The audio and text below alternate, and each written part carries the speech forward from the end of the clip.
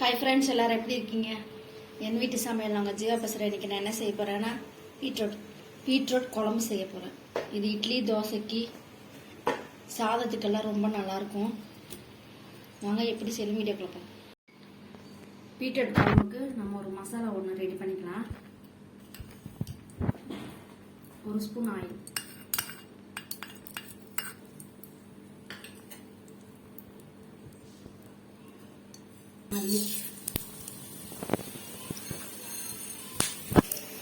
மிளகு போட்டுட்டு, சோம்பு,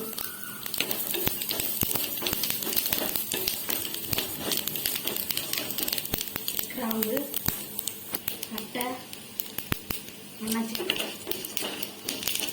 காற்றுக்கு தகுந்த மாதிரி காஞ்ச மிளகாய்,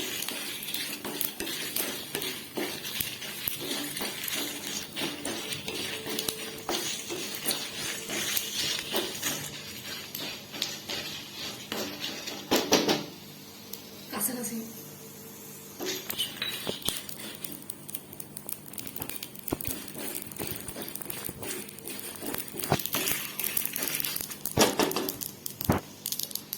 தேங்காய்,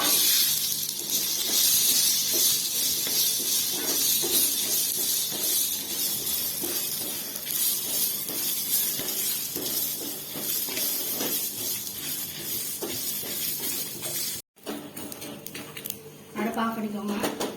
நல்லா ஆறுனதுக்கப்புறம் மிக்சியில் கொஞ்சமாக தண்ணி ஊற்றி பேஸ்ட் மாதிரி அரைச்சிக்கோங்க.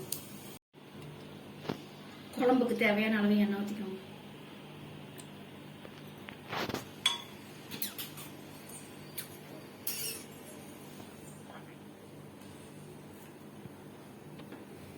நான் கடுகு, சோம்பு எதுவுமே போடல. ஏன்னா நம்ம எல்லாத்தையும் வதக்கிட்டோம் இல்லையா, அதனால போட தேவையில்லை. கொஞ்சம் எண்ணெய் ஊற்றிட்டு வெங்காயம் போட்டுக்கோங்க.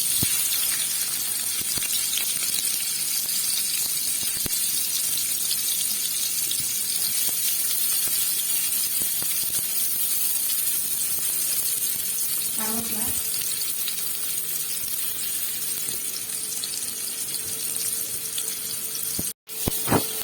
வெங்காயத்தை 2 நிமிஷம் நல்லா வதக்கிக்கோங்க. வெங்காயம் இதெல்லாம் வதங்கி 2 தக்காளி சின்னதாக,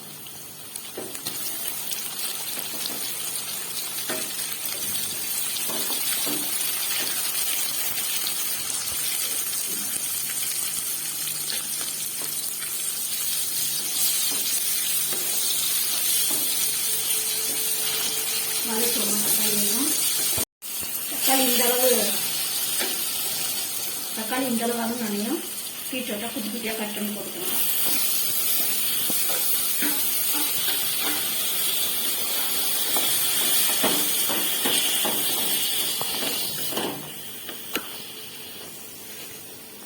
காய்க்கு தேவையான உப்பு.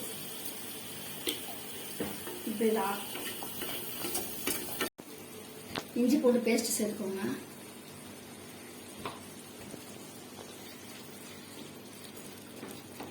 அந்த தக்காளி, வெங்காயம், பீட்ரூட்டு எல்லாம் சேர்த்து தொக்கு மாதிரி வந்துடுச்சு.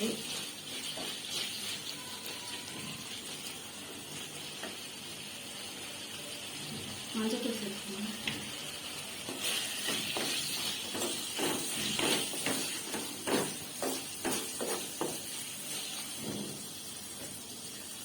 தண்ணி ஊற்றிக்கோங்க. இப்போதான் நம்ம காயை வேக வைக்க போகிறோம்.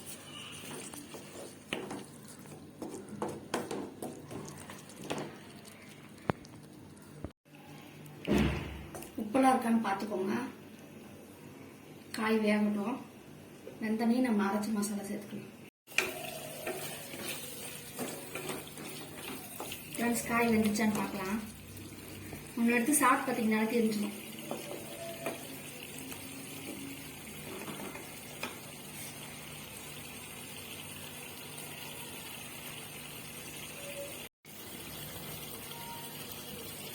காய் வெந்துச்சு ஃப்ரெண்ட்ஸ். இப்போ நம்ம அரைச்சோம் இல்லையா பவுடர், இது கறி குழம்பு மாதிரியே இருக்கும். இந்த குழம்பு சூப்பராக டேஸ்டியாக இருக்கும். இது சப்பாத்தியோட ஆனால் சூப்பராக இருக்கும் ஃப்ரெண்ட்ஸ். சாப்பிடுவோம். இப்போ மிக்சி ஜாரை கழுவி கொஞ்சம் தண்ணி ஊற்றிக்கலாம்.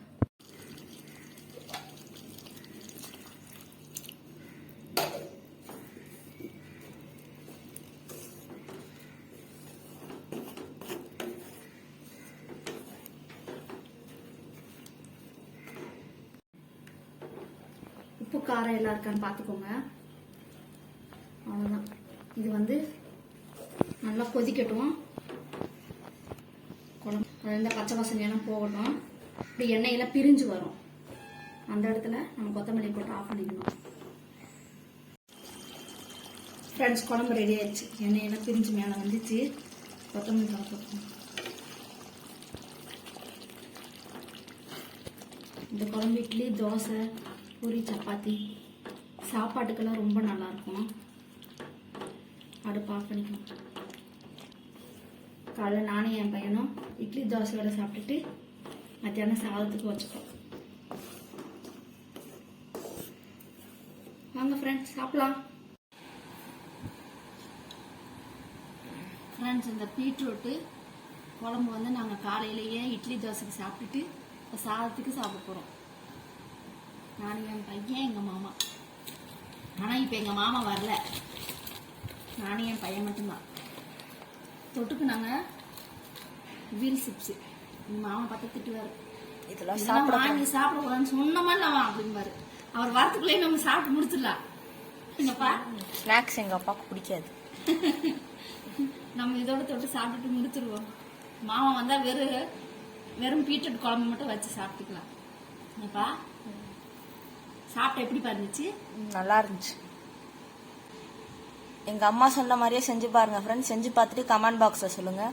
இந்த வீடியோ பிடிச்சிருந்துச்சுன்னா லைக் பண்ணுங்கள், ஷேர் பண்ணுங்கள், அப்புறம் கமெண்ட் பண்ணுங்கள்.